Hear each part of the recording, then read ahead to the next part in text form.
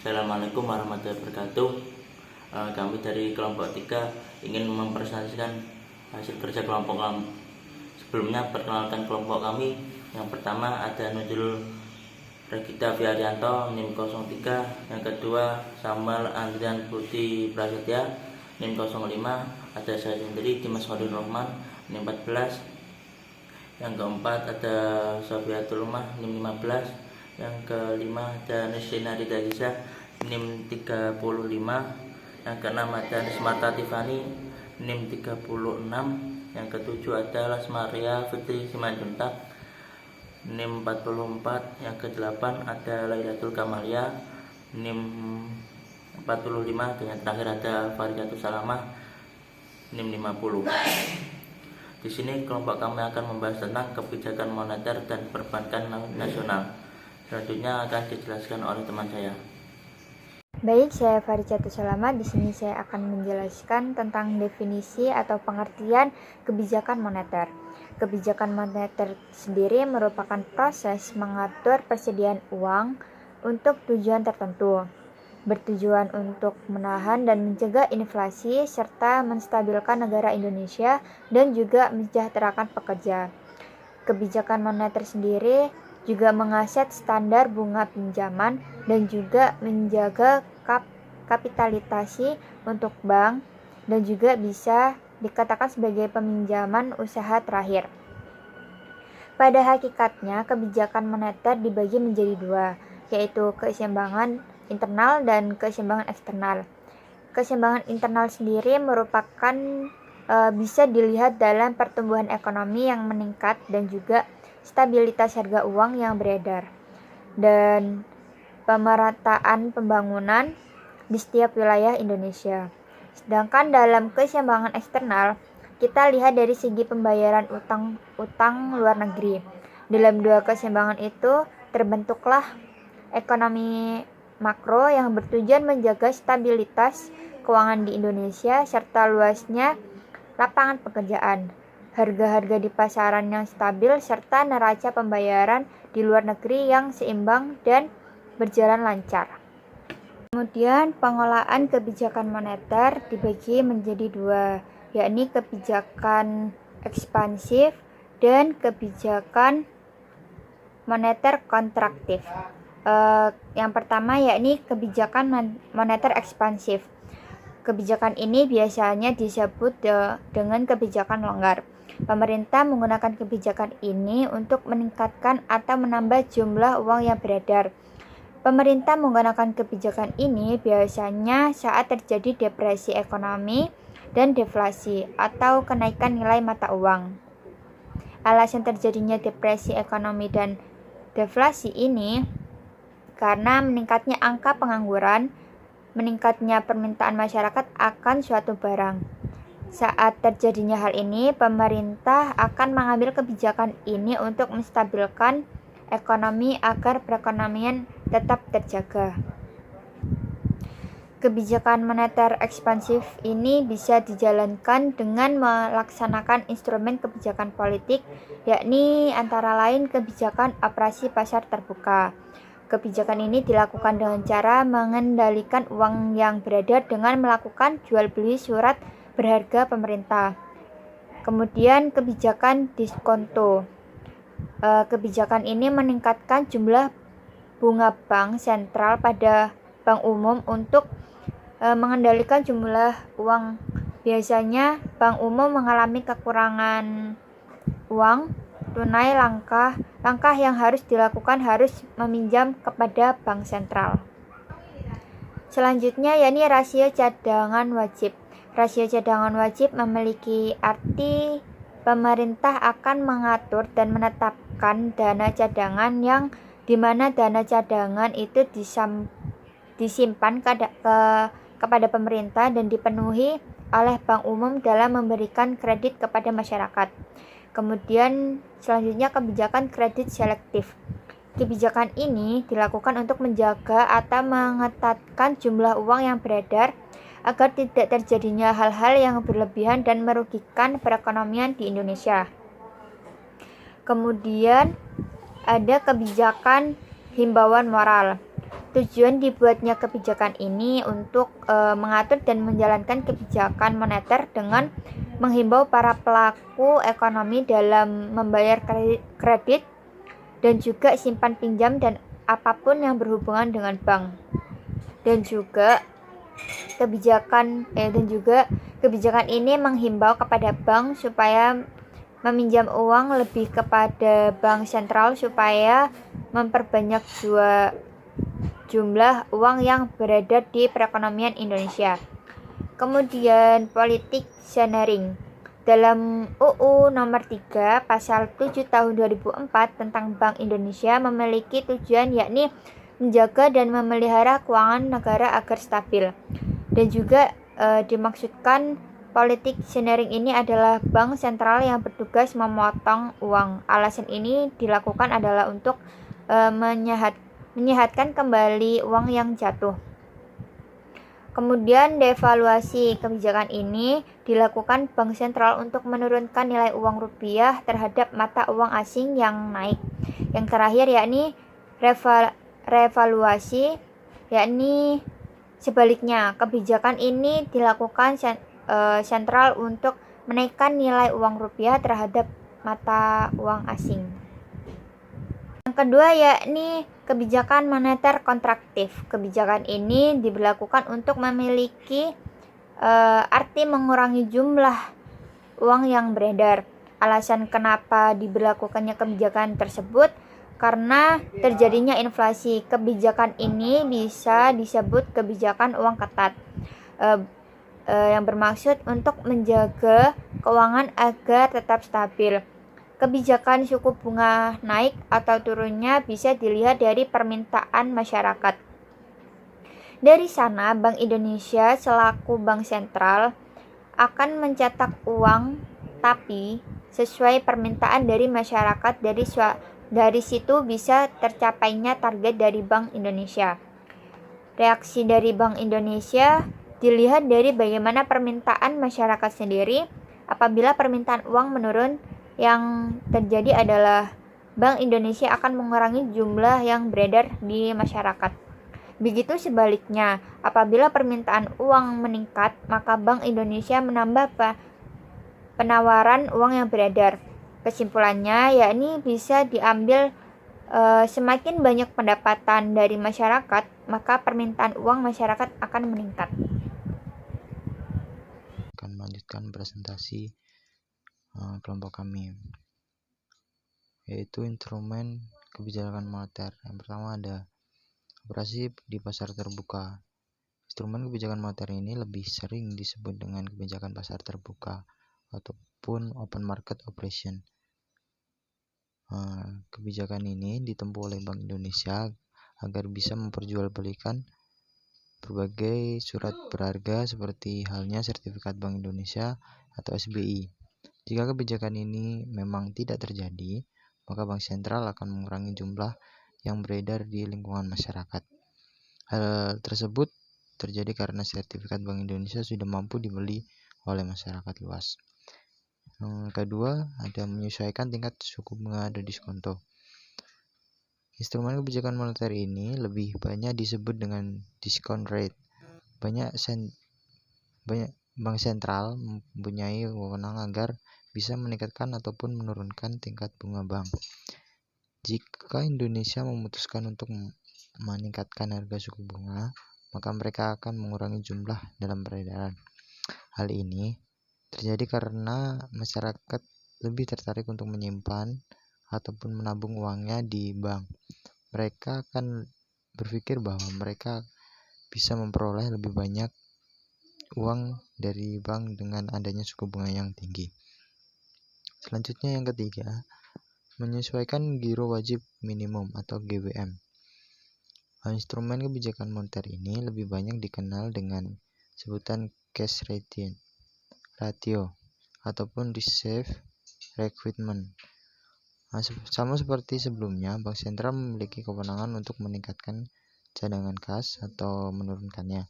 Bila bank sentral lebih memilih untuk meningkatkan cadangan kas, maka mereka akan mengurangi peredaran uang di pasar. Hal ini ditempuh untuk mencegah dan mengatasi inflasi. Banyak bank umum pun harus menahan uangnya yang lebih banyak sebagai cadangannya, sehingga uang tunai akan yang terakhir adalah pembujukan moral. Moral suasion atau pembujukan moral adalah suatu instrumen kebijakan moneter yang diambil oleh bank sentral dan melakukan rapat pertemuan dengan berbagai pimpinan bank umum. Hal tersebut biasanya berkaitan dengan berbagai langkah yang harus ditempuh oleh bank umum agar sejalan dengan bank sentral. Hal ini sangat penting untuk dilakukan karena bank umum harus mengikuti berbagai kebijakan yang ditetapkan oleh bank sentral. Bila banyak bank umum tidak bersedia untuk peraturan dari bank sentral, maka bank sentral memiliki wewenang untuk melakukan tindakan lebih lanjut. Mungkin selanjutnya akan dijelaskan oleh rekan saya. Baik, selanjutnya saya akan menjelaskan tujuan dan peran kebijakan moneter. Tujuan kebijakan moneter. Kebijakan moneter memiliki tujuan yaitu mengedarkan mata uang sebagai alat pertukaran atau medium of exchange dalam perekonomian, mempertahankan keseimbangan antara kebutuhan likuiditas perekonomian dan stabilitas tingkat harga, meningkatkan kesempatan kerja, memperbaiki neraca perdagangan kerja masyarakat, membantu pemerintah melakukan kewajiban yang tidak terrealisasi melalui sumber penerimaan yang normal. Kemudian ada peran kebijakan moneter. Peran kebijakan moneter yang pertama yaitu kebijakan menetapkan cash ratio. Kebijakan moneter ini berperan mengatur persentase cadangan minimum yang ada di bank berdasarkan jumlah uang yang beredar di masyarakat. Kedua, kebijakan suku bunga kredit.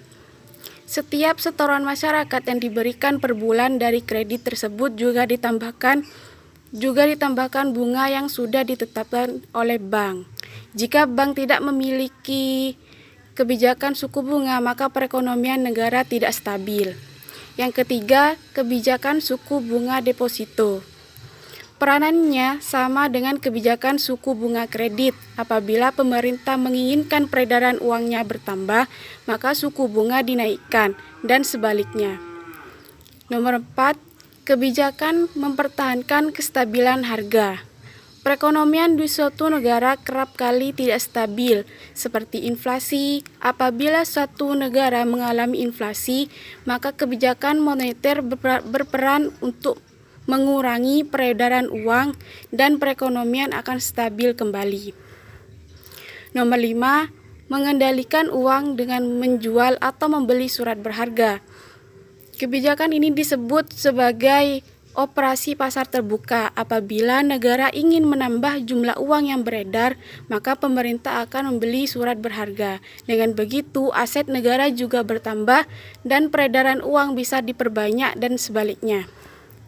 Nomor 6, memainkan tingkat bunga bank sentral pada bank umum. Peran ini disebut dengan fasilitas diskonto. Fasilitas akan memainkan peredaran uang dengan meningkatkan suku bunga bank sentral kepada bank umum. Biasanya banyak bank umum seringkali kekurangan uang dan meminjam uang kepada bank sentral. Fasilitas diskonto ini Kemudian nomor 7, memainkan jumlah cadangan perbankan. Peran ini disebut sebagai rasio cadangan wajib. Dengan memainkan rasio cadangan wajib pada perbankan, maka perekonomian negara akan kembali stabil, karena perbankan menjadi lembaga utama dalam peredaran keuangan negara. Nomor 8, imbauan moral kepada pelaku ekonomi.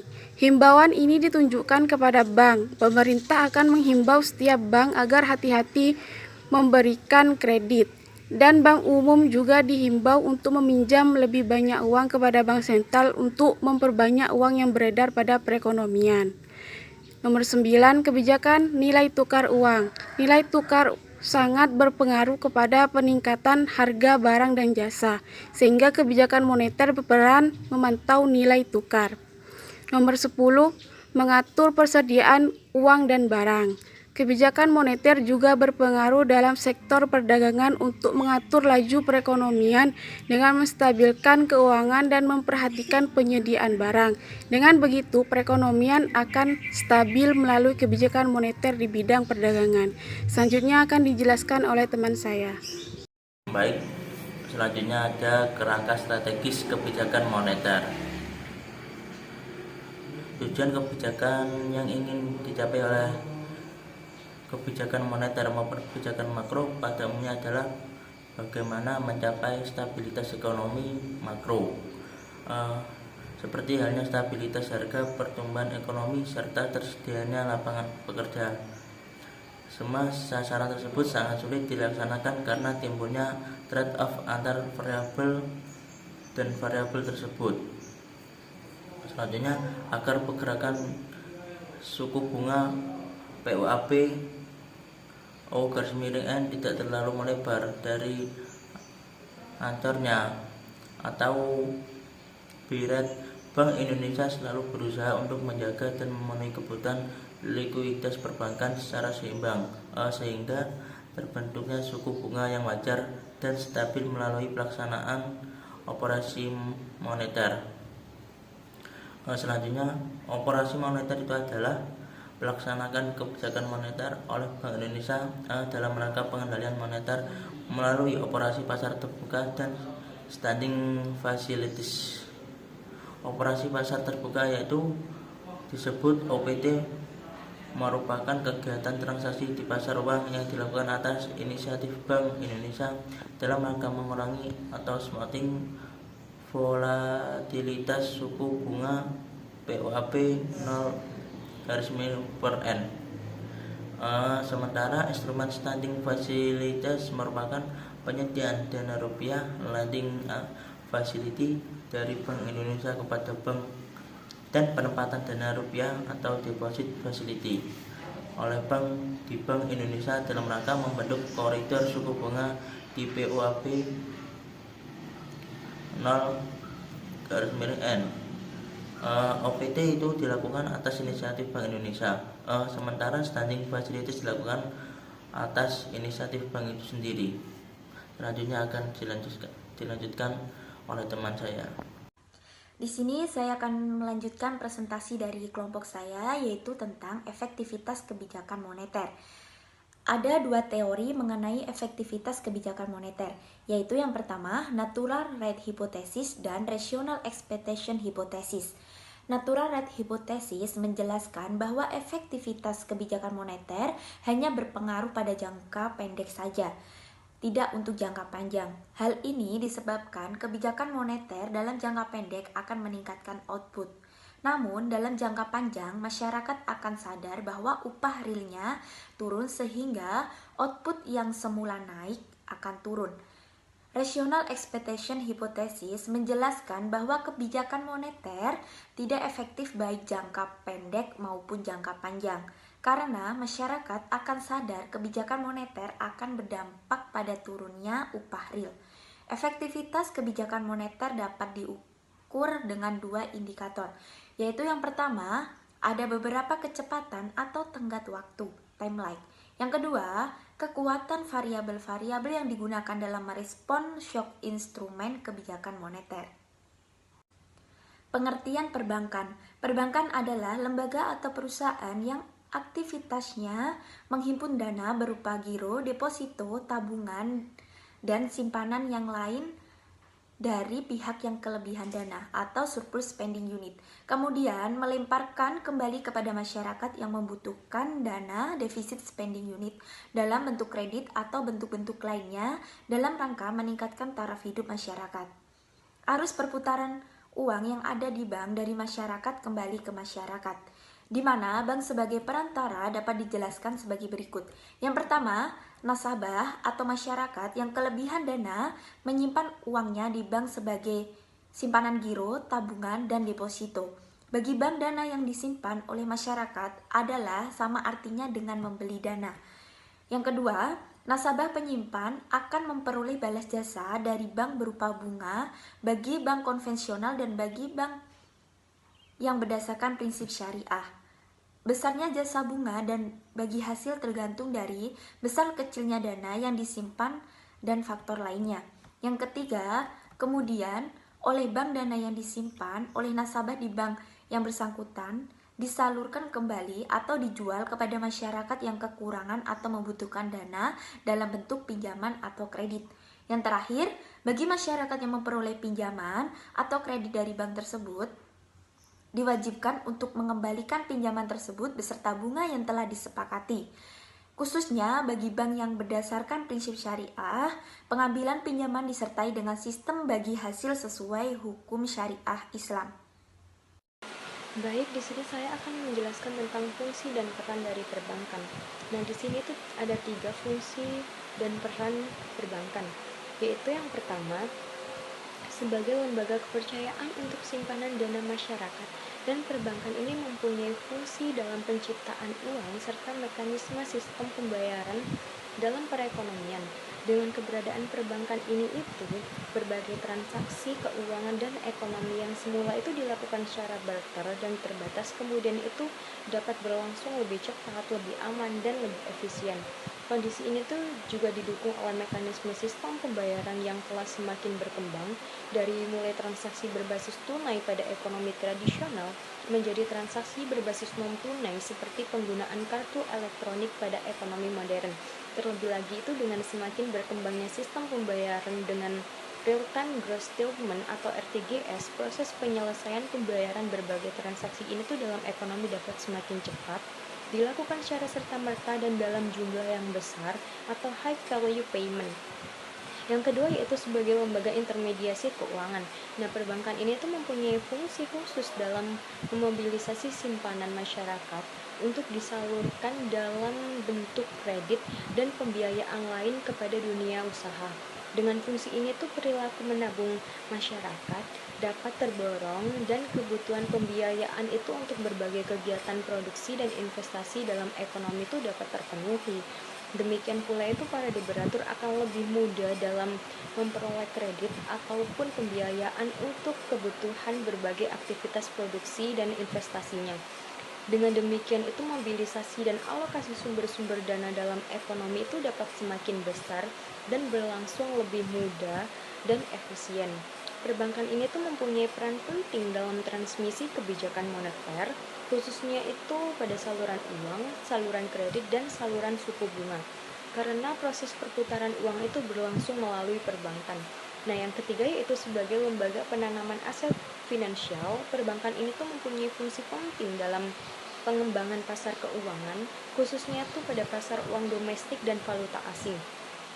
Dari karakteristik operasi yang dilakukan, perbankan ini tuh berfungsi mentransformasi suatu aset finansial yaitu simpanan masyarakat ke dalam bentuk aset finansial lain yaitu kredit dan penanaman dalam bentuk surat-surat berharga yang dikeluarkan pemerintah dan bank sentral. Transaksi keuangan yang dilakukan berlangsung baik dalam pasar uang rupiah maupun pasar valuta asing. Demikian pula itu produk keuangan yang ditransaksikan terus berkembang dari transaksi secara outright atau tunai dan forward ataupun jenis-jenis transaksi yang lain. Ketiga fungsi yang sudah dijelaskan tadi itu menempatkan perbankan pada peran khusus di dalam sistem ekonomi dan keuangan.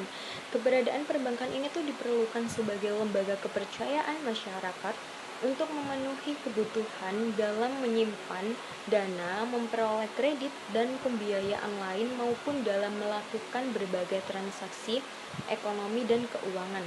Karena itu keamanan dan kesehatan dari bank ini secara individual itu menjadi penting untuk dijaga dan dipelihara. Selain itu tuh keberadaan dan stabilitas perbankan secara industri ataupun sistem itu diperlukan tidak saja karena pentingnya peran perbankan dalam proses penciptaan uang dan sistem pembayaran, tetapi itu juga dalam mendorong efektivitas mekanisme transmisi kebijakan moneter dan efisiensi alokasi sumber-sumber dana di dalam ekonomi. Dengan peran yang demikian penting, maka kesehatan dan stabilitas perbankan itu merupakan dua hal mendasar dan memerlukan suatu pengaturan dan pengawasan tertentu kepada perbankan. Selanjutnya akan dijelaskan oleh rekan saya. Jadi di sini saya akan melanjutkan transmisi kebijakan moneter. Yang pertama yaitu mekanisme transmisi kebijakan moneter. Mekanisme transmisi kebijakan moneter pada dasarnya menggambarkan bagaimana kebijakan moneter yang ditempuh bank sentral mempengaruhi berbagai aktivitas ekonomi dan keuangan, sehingga pada akhirnya dapat mencapai tujuan akhir yang ditetapkan. Mekanisme transmisi moneter dimulai dan tindakan bank sentral dengan menggunakan instrumen moneter. Tindakan itu kemudian berpengaruh terhadap aktivitas ekonomi dan keuangan melalui berbagai saluran transmisi kebijakan moneter, yaitu saluran uang, kredit, suku bunga, nilai tukar, harga aset, dan ekspektasi. Di bidang keuangan, kebijakan moneter berpengaruh terhadap perkembangan suku bunga, nilai tukar, dan harga saham. Di samping volume dana masyarakat yang disimpan di bank, kredit yang disalurkan bank kepada dunia usaha, penanaman dana pada obligasi, saham maupun sekuritas lainnya. Sementara itu, di sektor ekonomi real, kebijakan moneter selanjutnya mempengaruhi perkembangan konsumsi, investasi, ekspor, dan impor, dengan pertumbuhan ekonomi dan inflasi yang merupakan sasaran akhir dari kebijakan moneter. Yang kedua yaitu transmisi kebijakan moneter dan proses perputaran uang. Dibagi menjadi dua. Yang pertama, interaksi di pasar keuangan. Interaksi di pasar keuangan melalui pasar keuangan terjadi karena di satu sisi, bank sentral melakukan pengendalian moneter melalui transaksi keuangan yang dilakukan dengan perbankan, sesuai dengan arah dan sasaran kebijakan moneter yang telah ditetapkan. Sementara di sisi lain, perbankan dan lembaga keuangan lainnya melakukan transaksi keuangan untuk portofolio investasi, baik untuk kepentingan sendiri maupun untuk kepentingan nasabahnya. Yang kedua yaitu interaksi melalui fungsi intermediasi. Tahap kedua dari transmisi kebijakan moneter dan proses perputaran uang melibatkan interaksi antara perbankan dengan para pelaku ekonomi. Hal ini terjadi karena fungsi intermediasi perbankan dalam memobilisasi simpanan dari masyarakat dan dalam menyalurkan kredit dan bentuk pembiayaan lain kepada dunia usaha. Kemudian dilanjutkan dengan saluran transmisi kebijakan moneter. Ini dibagi menjadi 6. Yang pertama, saluran uang. Teori ini pada dasarnya menggambarkan kerangka kerja yang jelas mengenai analisis hubungan langsung yang sistematis antara pertumbuhan uang beredar dan inflasi. Yang kedua, saluran kredit. Mekanisme transmisi kebijakan moneter melalui saluran uang secara implisit beranggapan bahwa semua dana yang dimobilisasi perbankan dari masyarakat dalam bentuk uang beredar dipergunakan untuk pendanaan aktivitas sektor real melalui penyaluran kredit perbankan. Yang ketiga yaitu saluran suku bunga. Berbeda dengan saluran uang dan kredit, yang mementingkan aspek kuantitas dari proses perputaran uang dalam ekonomi. Saluran suku bunga lebih menekankan pentingnya aspek harga di pasar keuangan terhadap berbagai aktivitas ekonomi di sektor real. Kemudian yang keempat yaitu saluran nilai tukar. Mekanisme transmisi kebijakan moneter melalui saluran nilai tukar menekankan pentingnya pengaruh perubahan harga aset finansial terhadap aktivitas ekonomi. Dan yang kelima yaitu saluran harga aset. Selain pengaruh melalui nilai tukar terhadap aset valuta asing, kebijakan moneter juga berpengaruh terhadap perkembangan harga-harga aset lain, baik harga aset finansial seperti obligasi dan harga saham, maupun harga aset fisik khususnya harga properti dan emas. Dan yang terakhir yaitu saluran ekspektasi. Dengan semakin meningkatnya ketidakpastian dalam ekonomi dan keuangan, saluran ekspektasi semakin penting dalam mekanisme transmisi kebijakan moneter ke sektor real. Mungkin itu saja penjelasan dari saya. Untuk yang selanjutnya akan dijelaskan oleh rekan saya. Terima kasih. Baik, selanjutnya keterkaitan stabilitas perbankan dan kebijakan moneter. 1. Dalam perbankan adalah sasaran kebijakan perbankan yang pada dasarnya melalui instrumen-instrumen, dan dalam konteks kebijakan moneter adalah sasaran yang diutamakan, yaitu kestabilan harga dan kestabilan nilai tukar. Definisi tersebut, perbankan yang aman, sehat, dan stabil merupakan sasaran kebijakan perbankan yang pada dasarnya dilakukan melalui instrumen-instrumen perizinan, pengaturan kehati-hatian, pengawasan langsung maupun tidak langsung, serta penanganan bank-bank yang mengalami kesulitan. Dalam konteks kebijakan moneter, sasaran yang diutamakan adalah kestabilan harga atau inflasi dan atau kestabilan nilai tukar atau kurs pada sejumlah negara yang akan dicapai melalui operasi moneter yang pada umumnya melalui pengendalian suku bunga di pasar uang.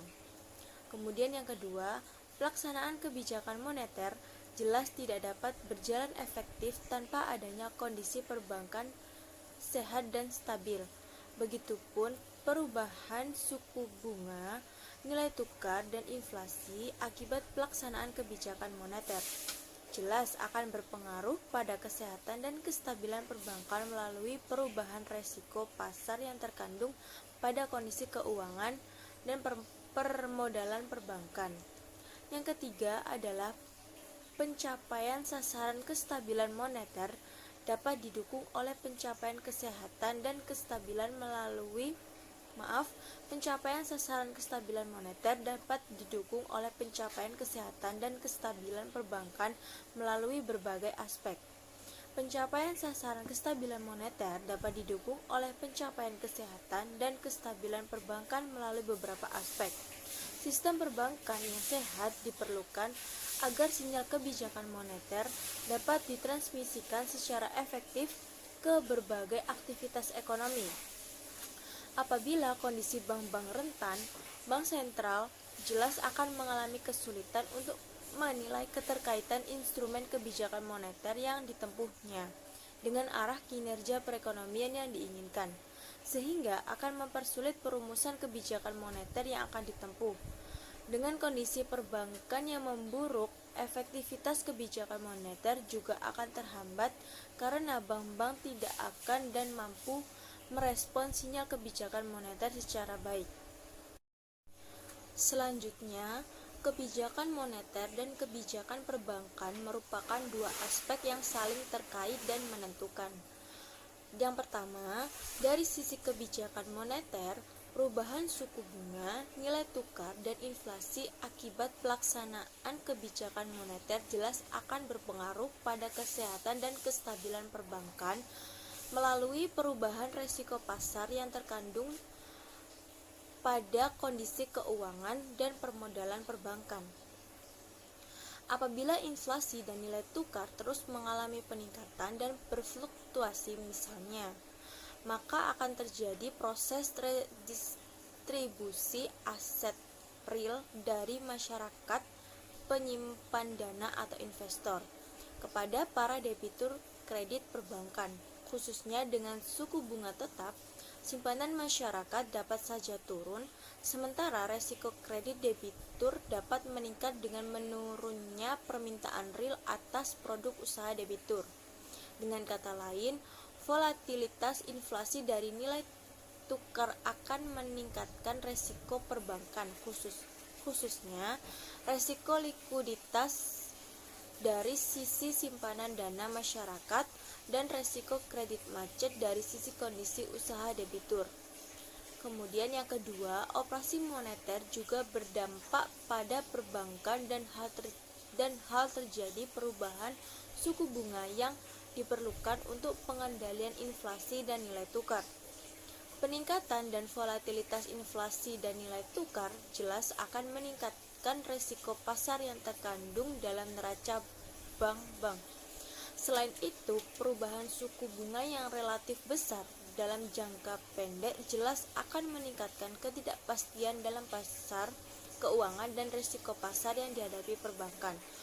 Apalagi apabila terjadi penundaan suku bunga, sehingga pada waktu suku bunga benar-benar diubah, diperlukan perubahan yang relatif besar.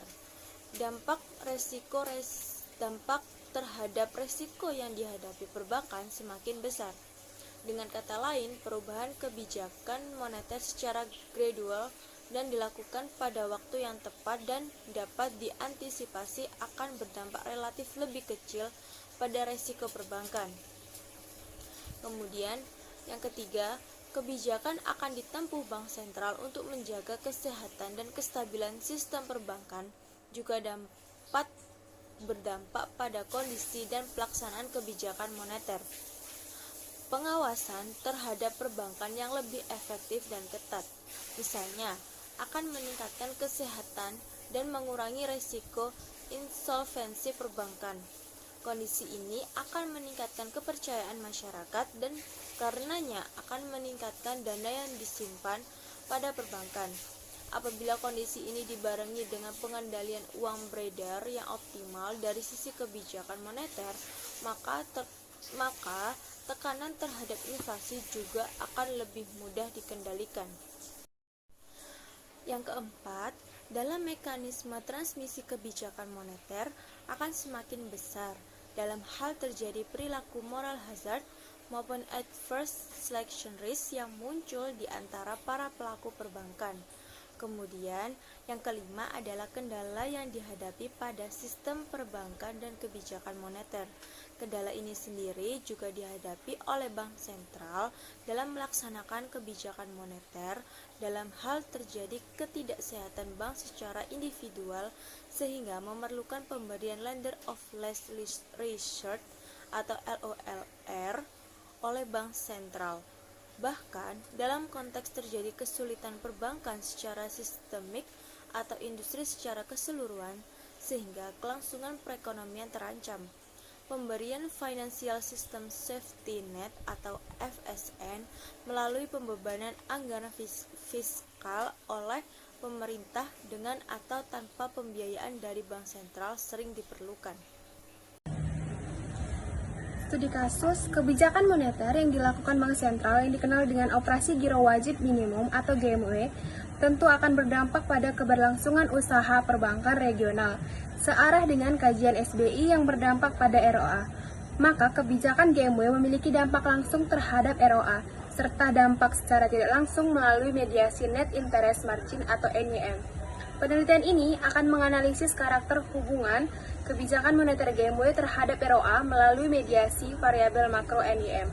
Jika terbukti hubungan yang langsung antara kebijakan GMW dengan ROA lebih kuat dibandingkan peranan mediasinya, maka kebijakan moneter Bank Sentral tidak relevan untuk memperhatikan mekanisme transmisi bagi keberlangsungan usaha industri perbankan regional.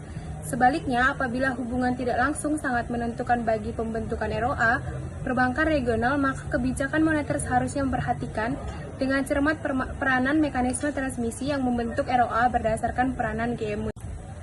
Kinerja variabel SBI sebesar 0,359 menunjukkan arah yang berlawanan dengan pertumbuhan variabel ROA. Peningkatan SBI per satu satuan yang dilakukan oleh Bank Sentral akan berdampak pada penurunan nilai ROA sebesar minus 0,359. Hal ini berarti bahwa dalam peningkatan SBI yang dilakukan oleh Bank Sentral, perbankan regional tidak memiliki kemampuan untuk mengelola sumber daya dan melakukan intermediasi secara tepat, guna di mana sumber dana pihak ketiga yang menjadi relatif lebih mahal setelah perubahan SBI tidak mampu dijual pada posisi suku bunga yang lebih tinggi dari sebelumnya, sehingga berdampak pada ROA.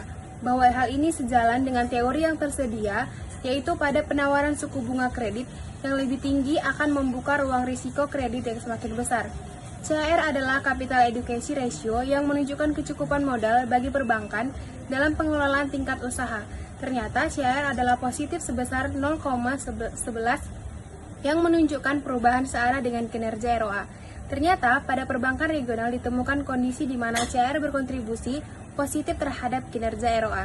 Peningkatan CAR sebesar satu satuan akan berdampak bagi peningkatan ROA sebesar 0,111. Perbankan regional semestinya tidak mengandalkan penguatan struktur permodalan mereka dengan mengandalkan sumber dana pada pihak ketiga, tetapi diharapkan dapat memperkuat pemupukan permodalan dari perolehan laba yang ditanamkan kembali.